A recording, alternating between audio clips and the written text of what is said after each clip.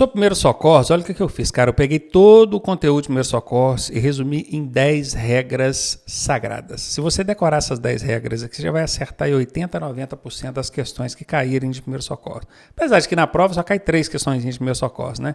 Mas bora acertar as 3? Então presta atenção aqui. É decorar isso aqui, tá, gente? Regra número 1. Cuide da sua segurança em primeiro lugar. Tem que cuidar da sua segurança. Você não pode se expor a risco para socorrer um terceiro. Ok? Você tem que socorrer, deve socorrer quando possível e que não ofereça risco à sua segurança.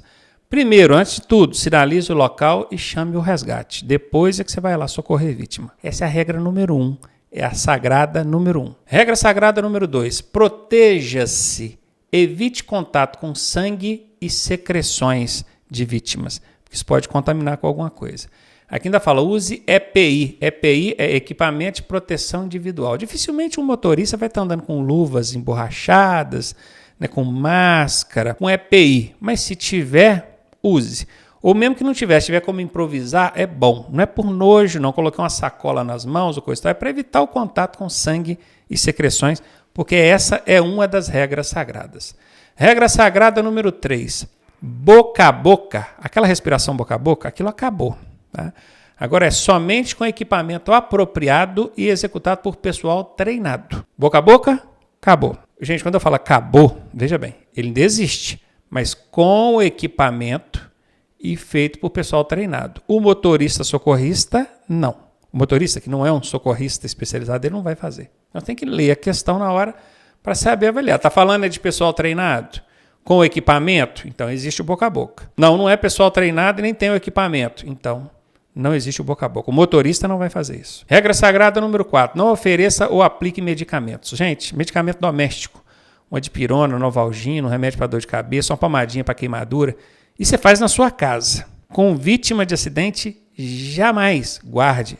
É regra sagrada. Não ofereça e nem aplique qualquer tipo de medicamento, ainda que a vítima peça. Regra sagrada número 5. Não dar líquido para a vítima com suspeita de lesão interna. Na verdade, a gente não deve dar líquido para a vítima. Isso não é um padrão. Mas se ela tiver uma suspeita de lesão interna, a gente suspeita ali que ela está com uma hemorragia interna, um sangramento. Isso provoca na vítima ânsia de sede. Então ela tende a ficar ali mais ansiosa. Me dá água, me dá água. Começou a pedir muita água assim, desesperadamente.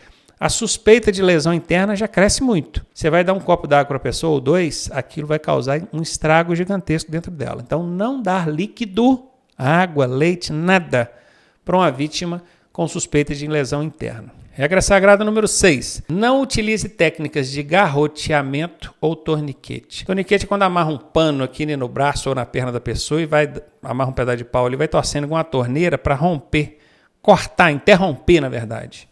Interromper totalmente a circulação de sangue. Isso são técnicas que ainda existem, mas igual o boca a boca, só pode ser feita por pessoal treinado e com equipamento apropriado. Não mexa no membro fraturado. O que é membro fraturado? Quebrado. Quebrou um dedo, uma mão, uma perna. Você não vai ficar mexendo naquilo, não. O que você pode fazer é tentar imobilizar. Lá no hospital, eles imobilizam o membro com gesso, aquela carcaça de gesso, né? Como você não tem um gesso e nem vai saber aplicar isso, você pode pegar ali um papelão, bota ali, prende com as tiras de pano, faz alguma coisa para imobilizar. Faz uma tipóia, prende o braço da pessoa ali. Se for na perna, amarra uma perna da outra. Que a intenção é fazer com que a vítima não consiga movimentar com aquele membro fraturado. A ordem é imobilizar. Ah, quebrou e a ponta do osso está vazando para fora. Vou colocar esse osso para dentro. Deslocou aqui na junta, vou voltar para o lugar. Nada disso. É não mexer. O que é imobilizar? Imobilizar é o quê? Não mexer. Nem você pode mexer e nem permitir que a vítima mexa. Regra sagrada número 8. Evite remover a vítima. A vítima tem que ficar onde ela está. Está deitada debaixo do carro? Deixa ela debaixo do carro. Caiu, foi projetada para fora, está debaixo do carro. Pô, mas o carro está pressionando ela aí, é outra coisa. Estou falando assim, quando o carro está limpo, é um caminhão, por exemplo. O motociclista bateu no caminhão e foi parar lá debaixo do caminhão. Se o caminhão não está fazendo peso sobre a pessoa, não precisa ser tirada dali, não. A não ser que o caminhão estiver caindo em cima dela, né? Tá lá no banco, o banco do carro reclinou e coisa e tal. Às vezes caiu de moto, está lá com a moto em cima da perna ali. Pode até tirar a moto, mas a vítima não remova a vítima. Se for inevitável, por exemplo, o carro está caindo no barranco, você precisa tirar de dentro do carro, ou então caiu dentro de um lago, dentro de um rio, está afundando, você tem que tirar de dentro do carro, ou o carro está pegando fogo, ou correndo risco de incendiar, ou enfumaçando, você tem que tirar de dentro do carro, aí é inevitável, tem que fazer, não é? Você vai fazer isso movimentando o mínimo necessário com a vítima. Evite ficar movimentando. Jamais pega pelos braços, pelas pernas, ok? É pelo tórax, sempre imobilizando pernas e braço e pescoço. Regra sagrada número 9. Não retirar ou movimentar os veículos envolvidos sob a hipótese de prejudicar o trabalho da perícia. Tem gente que, para dar uma migué, está errado na situação, ele vai e mexe ali na moto, no carro, movimenta nas peças, que é para prejudicar, atrapalhar o trabalho da perícia. Isso é crime, não pode, tá? Agora, se não tem vítima, gente, só voltar aqui, ó, na 9. Não tem vítima, estamos falando aqui de vítima. Se não tem vítima, você tem que tirar o carro do meio da pista.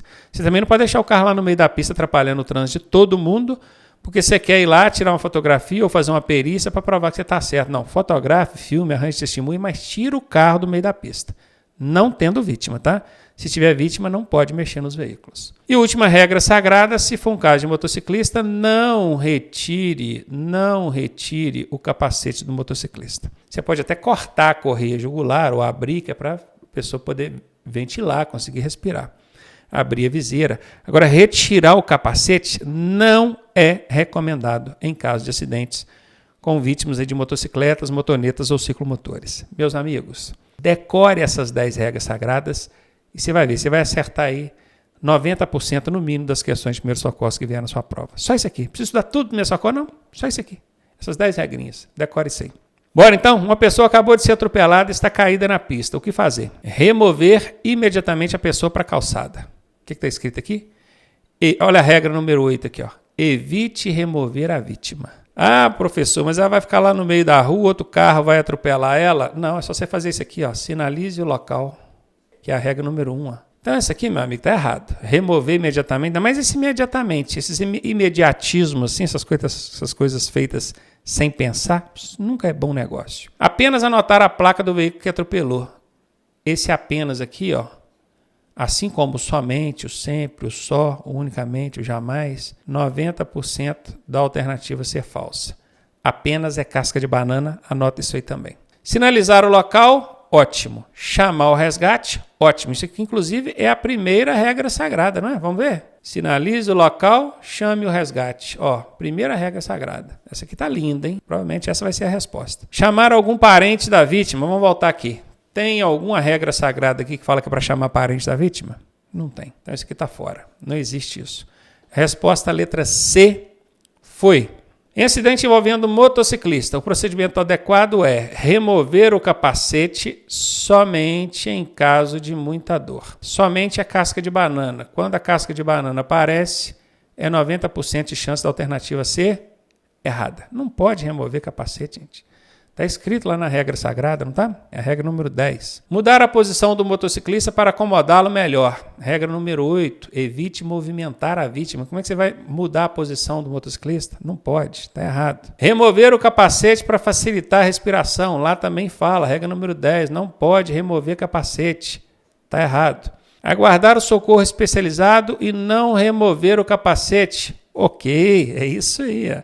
Letra D é a resposta. Viram como é que tudo encaixa dentro das regrinhas sagradas? Continuando. Vítima de acidente pede água para beber. O que fazer? Mantê-la em jejum. O que é jejum? Não dá nada para beber nem comer. Dar bastante líquido. Ó, lá na regra sagrada fala que não pode dar líquido para vítima de acidente, né? Então não pode. Dar um copo de água no máximo. Não pode. Nem um copo. Não forçar. Deixa ela tomar apenas o que quiser. Apenas é casca de banana. Quando tem casca de banana, é 90% da alternativa ser errada. Está errado. Eu já eliminaria essa alternativa aqui só por causa do apenas. Letra A é a resposta. Ok, vimos aí 3 questões de primeiros socorros. Todas 3 bate dentro das 10 regrinhas sagradas. Tranquilo, né? Bora falar de cidadania. Cidadania e convívio social, direitos e deveres. A primeira coisa que a gente precisa entender sobre cidadania é que o cidadão, ele precisa conhecer os direitos dele e, é claro, ele pode conhecer e usufruir, né? É direito dele, então ele pode usufruir, gozar disso. Mas ele tem que saber que ele também tem deveres. E quando ele tem deveres, ele deve cumprir esses deveres. Por que tem uma setinha vindo e uma setinha indo?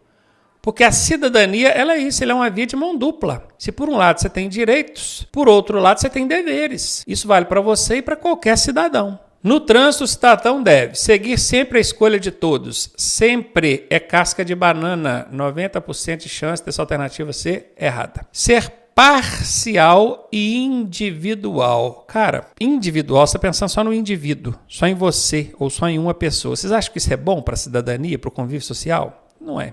Atuar sempre e conforme os seus interesses próprios. Pô, você vai olhar só para o seu umbigo? Sem contar que o sempre é uma casca de banana, 90% de chance da alternativa ser errada. Olha como é que vai ficando fácil quando a gente vai aplicando aí a lógica e os macetes. Observar e respeitar o direito dos demais. A gente tem que observar e respeitar o direito dos outros? Sim. Você não gosta que os seus direitos sejam respeitados? O contrário também é válido. Você tem que observar e respeitar o direito dos demais. Essa é a resposta. Continuando. Ser cidadão é zelar pelo direito comuns, pelos direitos, né, comuns à sociedade. O que é comum? Que vale para todo mundo. Vale para os outros, vale para mim. É comum. Sociedade, somos todos nós. Não é o indivíduo. Sociedade é diferente de indivíduo. Eu não penso no meu umbigo, desculpa, né? É porque eu fiquei com indivíduo aqui, falei umbigo. Eu não penso no meu umbigo. Eu não penso no indivíduo. Eu penso no coletivo. Vou dar um exemplo. Eu quero entrar na minha garagem, só que tem um carro estacionado na porta da minha garagem. Eu posso deixar o meu carro no meio da rua, atrapalhando o trânsito inteiro, enquanto eu espero o dono daquele carro que está na porta da minha garagem ir lá e tirar para eu poder entrar? Tem muita gente que vai pensar que sim, que posso. Não posso. Sabe por quê? Porque eu quero entrar na garagem. Isso é um interesse individual. É meu. É só eu que quero entrar na garagem. Tem alguém que está restringindo esse meu direito. Ele estacionou na frente da minha garagem. Por conta do erro desse terceiro, eu vou prejudicar toda a coletividade? Todo o trânsito vai ter que ficar parado por causa disso? Quando a polícia chegar, ele vai multar o cara que está na porta da sua garagem e você que está parado no meio do trânsito, buzinando muitas das vezes. Viram? Isso é cidadania e convívio social. Você tem que observar sempre o lado do coletivo, não o lado individual. Então, fazer uso da buzina quando e onde quiser. Vê se eu vou sair buzinando do jeito que eu quiser, a hora que eu quiser. Está errado. Defender a sua posição social. O que é posição social, hein? Não vou nem entrar no mérito, né? Falou sua é interesse individual. Individual interessa para o coletivo? Não. Ser um político atuante. Não tem relação aqui com trânsito, não tem relação com a pergunta. Respeitar os deveres e regras. Ok, isso é bom para todo mundo. Leis e normas. Ok, estabelecidos para o bem comum. O que é comum? Comum aqui, ó. Comum é o coletivo. Comum para todo mundo. Para mim, para você, para os outros. É o coletivo. Ok, é isso aqui que eu tenho que buscar.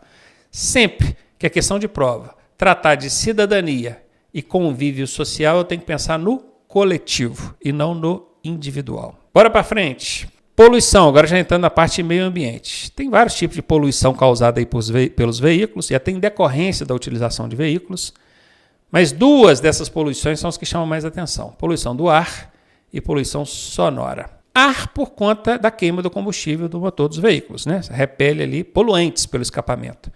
E sonora por causa do barulho mesmo que o trânsito provoca. É o ronco dos motores, é freada, é buzina, é som automotivo, não é?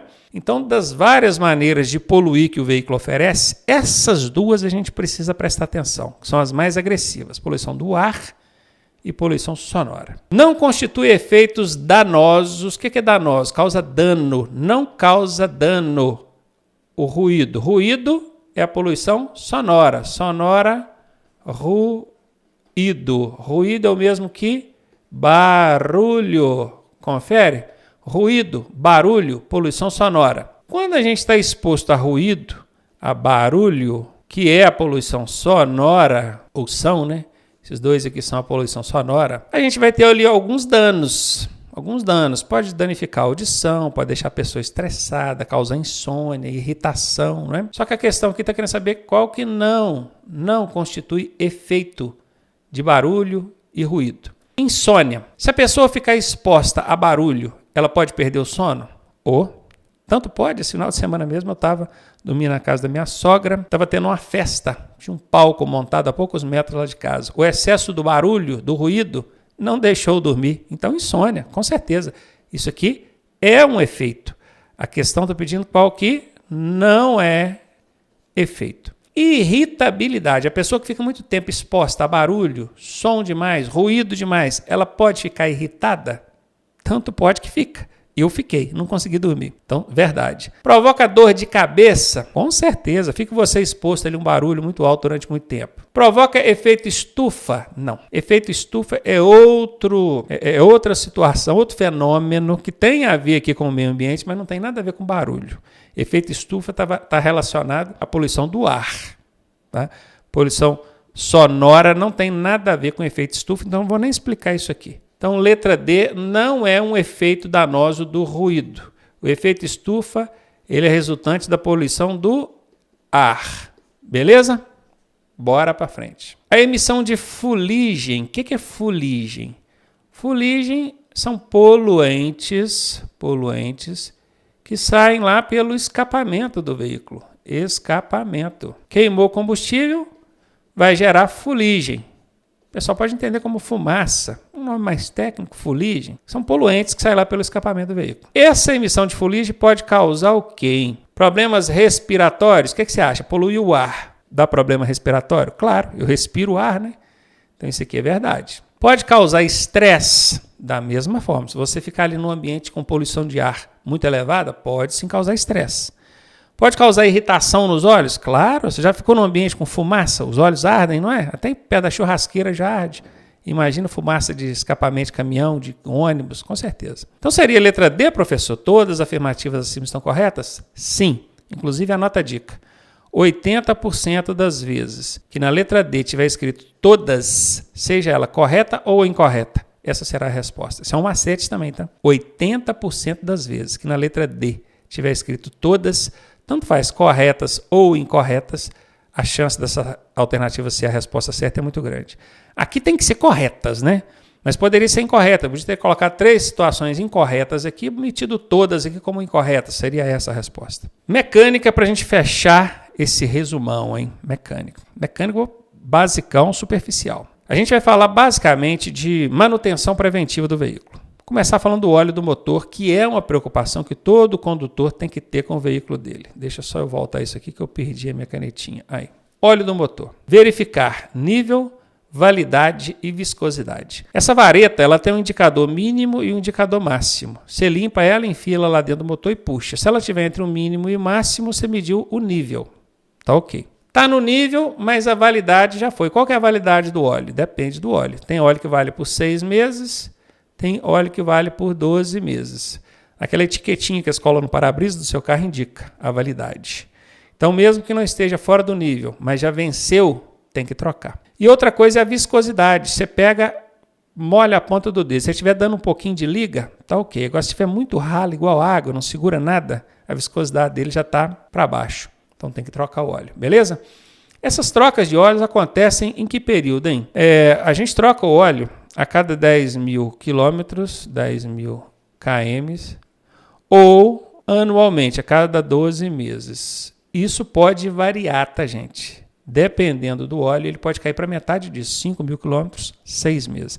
Mas no padrão geral é isso aqui, para trocar. O que você vai olhar diariamente? Diariamente. Aqui está falando pelo menos semanalmente, mas o ideal é que seja diariamente. Motor frio, desligado há pelo menos uns 10 minutos. Aí você vai fazer essa verificação num local plano. Se o veículo estiver na subida ou na descida ou descaída, ele vai atrapalhar você fazer essa medição de nível aqui. Beleza? Então, essa medição do nível do motor tem que ser pelo menos semanalmente, sendo recomendável. Diariamente. Vai muito do tipo de carro. Se é um carro mais velho, aí tem que ser diariamente mesmo. Um carro novo, semanalmente está bom. Com motor frio, desligado há pelo menos 10 minutos e fazer em local plano.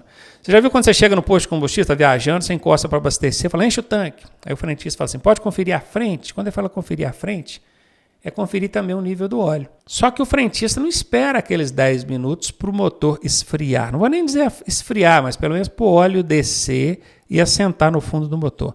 Se ele não fizer isso, não adiantou nada. Ele fez uma medição imprecisa, não valeu de nada. Perdeu o tempo dele e o seu. Tá aqui a varetinha mostrando aqui o índice mínimo e máximo, tá vendo? A vareta é bem comprida e tal. Isso aqui é só para representar, não vou falar de detalhes disso aqui não. A verificação do sistema de lubrificação do motor é o óleo, né, gente? Acabamos de falar. Precisa ser realizado anualmente, mensalmente, diariamente ou semanalmente. Ah, professor, você falou diariamente. Diariamente é o recomendado. Agora, ele precisa semanalmente. Então, aqui vai ser semanalmente. Em local de aclive, em declive, no plano ou no plano, tem que ser local plano. Com o motor frio, quente ou frio, tem que ser com motor frio. Então, ó, anualmente está errado, já eliminei a letra A. Mensalmente está errado, já eliminei a letra B. Diariamente está errado, com motor quente está errado, eliminei a letra C. Semanalmente, local plano, motor frio. Essa é a resposta. Agora é o sistema de arrefecimento. O primeiro que nós falamos foi o de lubrificação do motor. Tem que olhar o óleo, né? Agora é o de arrefecimento, é da água. Essa aqui é a segunda coisa que o frentista olha lá no posto. Para conferir a frente, é conferir o nível de óleo. E agora ele vai conferir a água. Aqui nós temos um radiador, que o ar passa pelo radiador, a água sai do motor quentona, aqui, ó. Quer ver onde que ela está aqui, ó? Ela vem por aqui, ó. A água está fazendo esse trajeto, ó. Ela chega aqui, passa pelo radiador, o radiador abaixa a temperatura dela e joga. Se bem que aqui em cima, eu disse errado, né? Deixa eu ver. Ah, não, ela faz esse trajeto, ela vem aqui está a válvula termostática, que ela abre quando a água está quente, deixa a água vir para dentro do radiador, o radiador esfria essa água e joga para o motor. Isso é para controlar a temperatura do motor, né? Para evitar que o motor superaqueça. Manutenção o quê? Limpeza periódica do radiador, isso aqui é a cada 10 mil quilômetros, talvez até mais, tem que olhar o manual do veículo, tá? E a água do reservatório, verificação semanal, né? Aquela que o frentista faz. Os sistemas de arrefecimento, que é o mesmo que resfriamento,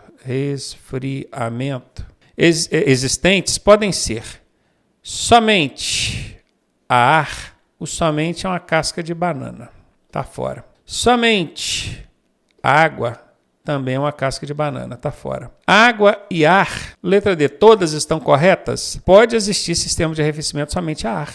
Por exemplo, tem muitas motocicletas que o sistema de arrefecimento é somente a ar. Pode existir sistema de arrefecimento somente a água. Tem aqueles que são água e ar, que é a maioria dos veículos hoje. Então a resposta é D, todas. E quase que a gente vai nascer, né? Tá vendo? O que me fez decidir entre C ou D? Aquele macete que eu ensinei, né? 80% das vezes. Que na letra D tiver escrito todas, a resposta será essa. Lembra? Então eu eliminei a A e a B por causa do somente. Fiquei na dúvida entre C e D. Por que eu fui na D? Por causa do macete. Mais um macete para você, hein? Guarda isso, hein? Calibragem de pneus. Calibrar o pneu é colocar a pressão certa de ar ali dentro, né? O que mais que tem? Deixa eu ver o que esse slide mostra aqui para nós. A calibragem do pneu é uma coisa que tem que fazer também pelo menos semanalmente. Se você não faz a calibragem, não coloca a pressão certa de ar no pneu, e não se preocupe que na prova não vai perguntar qual é a pressão, tá? Porque isso depende do veículo, do tipo de pneu, do tipo de uso que você está fazendo, do tipo de pista, uma série de fatores. Então não vai perguntar qual que é a calibragem, não. Só fala, você tem que calibrar, colocar o recomendável que está no manual do fabricante. Se você não calibra, começa a acontecer isso aqui, ó. Quando a pressão está muito alta, se encheu demais o pneu, o que acontece? Ele desgasta no meio. As bordas ficam ok, no meio fica liso. Quando a pressão está muito baixa, ele desgasta nas laterais e o meio fica ok. Por isso que tem que calibrar os pneus. Além de um pneu descalibrado, aumenta o consumo de combustível, porque o veículo fica mais pesado, diminui a estabilidade do veículo nas curvas, diminui a capacidade de frenagem dele. Então, pneu descalibrado, meu amigo, é problema. Pelo menos uma vez por semana, confira a calibragem dos pneus. Como é que eu sei que está na hora de trocar um pneu, hein? Por conta desse indicador aqui, ó, TWI. Vou escrever isso grande aqui para vocês, ó, TWI. Isso é um indicador de desgaste do pneu. Tá vendo aqui, ó? Eu não sei se a imagem vai ajudar, mas aqui nós temos o friso do pneu, a aleta do pneu, né? Onde a água passa aqui, ó. E aqui embaixo nós temos uma borrachinha aqui, ó, que é um alto relevo. Essa borrachinha, ela é que é o TWI. Quando o pneu vai desgastando, quando chega nessa borrachinha, está na hora de trocar. Chegou no TWI, tem que trocar o pneu, que é quando ele está exatamente a 1,6 milímetros, ok? Quase 2 milímetros. Lembrando que 1 centímetro dá 10 milímetros. Um pneu novo ele tem mais ou menos uns 10 milímetros mesmo, quando ele está novinho. Ele vai desgastando. Quando ele chega a 1,6 milímetros, ele já chegou nesse TWI. Aí tem que trocar. Se não trocar, é infração grave, 5 pontos no prontuário, R$ 195 de multa para pagar. Bora para frente. Sabe-se que o pneu do veículo precisa ser substituído quando o desgaste da banda de rodagem atingiu o TWI. Tá certo ou não? Tá certo. Quando houver dano que comprometa a sua utilização, um corte no pneu, deu um ovo, alguma coisa, tá certo. Todas as alternativas estão corretas? Ih, Ronaldo, é o negócio de todas aí que você falou. Aqui entra os 80% também, mesmo não estando na letra D, entra, vale do mesmo jeito. Quando a validade do pneu estiver vencida, pneu vencido, cara, também. Então aqui vale. Você vai em D. Todas as alternativas estão. Bora para mais uma? Alinhamento. Sabe o que é o alinhamento do carro? É ajustar os ângulos das rodas, mantendo-as perpendiculares ao solo e paralelas entre si. Ficou bonito em técnica. Quando um carro está desalinhado, ele fica puxando para os lados. Você pega numa reta, um lugar plano, se você folgar o volante um pouquinho, sem deixar ele solto nas mãos aqui, você vai ver que o carro puxa para um lado. Sempre puxa para aquele lado. Isso, meu amigo, pode ser um pneu descalibrado, mas pode ser porque ele está precisando de alinhamento. Tem que alinhar ele. Os tipos de alinhamento são caster, percebam que a suspensão está projetada para frente, que pode ser negativa ou positiva. Positiva é quando a suspensão está projetada para trás. Ambas estão erradas, ela tem que ficar retinha, para cima aqui. Então existe esse alinhamento de caster. Existe também a cambagem. Olha como é que ele está cambota, com as perninhas abertas ou então com as perninhas fechadas, que é a cambagem negativa, a cambagem positiva. Calibragem incorreta, nós já falamos, né? Pneu descalibrado, aqui que dá, ó, viu? Desgaste de um lado só. Tem também a convergência. Quando você pudesse olhar o veículo por cima, você ia ver que ele está com as rodas projetadas para dentro, ou então projetadas para fora. Isso aqui é uma convergência convergente e uma convergência divergente. Vai perguntar em prova esse caster, cambagem e convergência? Pode até perguntar fazendo relação com alinhamento, mas perguntar o que é, dificilmente, tá bom? Por isso que eu trouxe aqui para você. Isso aqui normalmente de 10 em 10 mil quilômetros, ou quando você vai trocar os pneus do carro, ou quando sentir que ele está puxando para um dos lados, vai lá, calibra os pneus. Ele continua puxando, é falta de alinhamento. Vai lá e manda corrigir o caster, cambagem e convergência. O cara lá da borracharia já vai saber, não precisa nem de falar, né? Excesso de convergência ou divergência. Olha aqui, ó, desgaste também, viu? Irregular do pneu. O veículo começa a puxar para um dos lados, podendo levar ao seu descontrole. Isso é indício de que todas as alternativas estão corretas?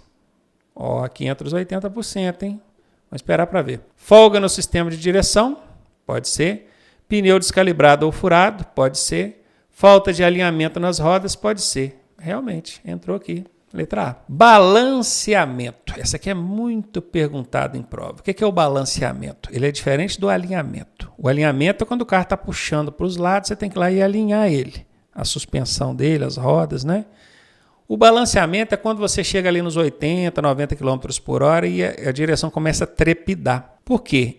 Em algum ponto dessa roda, ela está mais pesada. E ela estando mais pesada, aquilo girando em alta velocidade começa a dar trepidação. Eles jogam a roda do seu carro nessa máquina aqui.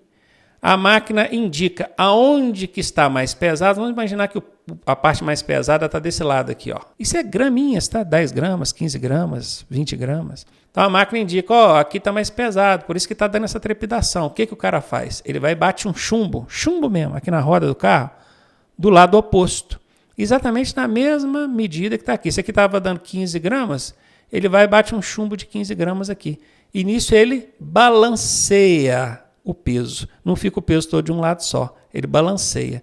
E no que ele balanceia, a roda para de trepidar. Entendeu? Que aula, hein? Então a falta de balanceamento provoca trepidação no volante. Olha a mão do cara aqui, ó. Até tremendo, ó. Sentir trepidação no volante de direção ao alcançar uma determinada velocidade, isso é normalmente a partir dos 60, 70, 80 por hora, quando a velocidade aumenta. É sinal de necessidade de manutenção indicativa na alternativa Balanceamento das rodas, essa. Lubrificação da caixa de direção, tem nada a ver. Alinhamento das rodas, não, aí é quando ele está puxando, né? Alinhamento é quando ele está puxando para os lados. Para os lados. Nada a ver. Troca de fluido de freio, nada a ver. Balanceamento mesmo. Trepidação é falta de balanceamento das rodas. Cara, e é isso aí. Sobrou tempo? Já revisou o resumão umas 3, 4, 5 vezes? Tá com tempo?